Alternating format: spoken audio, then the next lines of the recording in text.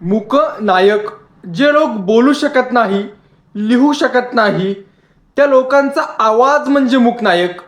हेच मूकनायक बाबासाहेबांनी अमेरिकेतून आल्यानंतर सुरू केलं. आणि बाबासाहेब सिडनम कॉलेजमध्ये अर्थशास्त्राचे प्राध्यापक होते, त्यामुळे संपादकाची जबाबदारी त्यांनी पांडुरंग नंदराम भटकर यांच्यावरती टाकली होती. मात्र संपूर्ण काम बाबासाहेब बघत होते. काळाराम मंदिराचा सत्याग्रह, पर्वती सत्याग्रह याची सगळी वैचारिक पार्श्वभूमी यातूनच आली होती. विषमतावादावरती प्रहार, त्यासोबत बाबासाहेब म्हणतात की लहान मुलींचा आणि मुलांचं शिक्षण शक्य तेवढ्या लवकर आणि कमी वयात सुरू व्हायला पाहिजे. एकंदर अन्यायाला वाचा फोडण्याचे काम यातून केले. बाबासाहेबांनी पुस्तक लिहिण्याची आणि वर्तमानपत्र लिहिण्याची ही भाषा ही पूर्णतः वेगळी होती.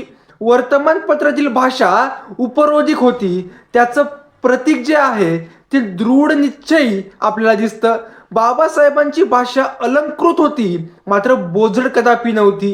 यात वाक्यप्रचार, म्हणी, दृष्टांत, सुविचार, एकंदर मराठीची विविध अंगी समृद्धता दर्शवणारी ती होती, दाखवणारी होती. आणि त्यासोबतच ती दिशादर्शकही होती. यामध्ये पौराणिक कथा, इतर कथांचा वापर खरं खोटं करण्यासाठी, विवेकी विचार पटवून देण्यासाठी अत्यंत सोप्या भाषेत बाबासाहेबांनी समाजातल्या तळागाळातील माणसाला दिलेली मूकनायक ही एक प्रकारची हाक होती. हे वृत्तपत्र तुमच्यासाठी आहे.